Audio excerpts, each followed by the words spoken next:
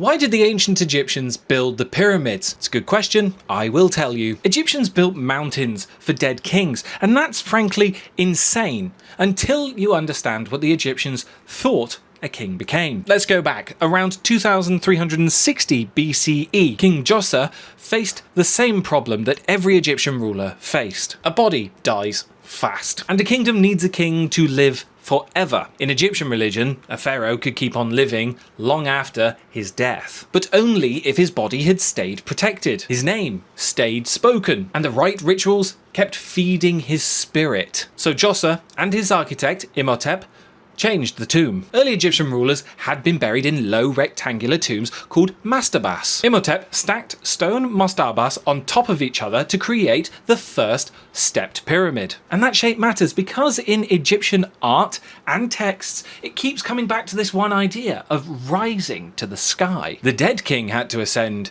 to join the sky and travel with the sun god. And a huge stone monument makes that pretty easy. And the pyramid also solves a practical problem. Royal burials hold food, statues, furniture, jewelry, objects for the next life. And grave robbers exist. A giant stone mass over a burial chamber makes it a lot harder to break in there. And deep passages, sealed rooms, and tons of limestone turns it into a fortress. Then came King Sneferu, and it got even bigger. Sneferu built more than one pyramid because his engineers were learning how to make smooth-sided pyramids stand up. At Medum, the outer layers collapsed, probably in antiquity. At Dashur, the bent pyramid bends halfway up, likely because the first slope looked unstable. Then nearby, the red pyramid finally worked. And by then, Egyptians had figured out something huge. A pyramid could be more than a protected grave. It could be a center of a royal cult. Yay! With temples, causeways, priests, offerings, and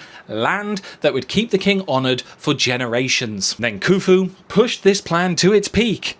At Giza, the Great Pyramid took that religious devotion and set it into stone on a scale that some people still struggle with. From the outside, you see geometry. From the Egyptian point of view, you see a machine dedicated to resurrection, built for one man whose survival held cosmic weight. And the archaeology backs that up. The pyramids sit inside vast burial complexes. Later pyramids carry texts and guidance for the king into the next world. Tomb goods, mortuary temples, and cemeteries for the workers point to that same purpose. These structures are royal tombs built for eternal life, ritual, and kingship.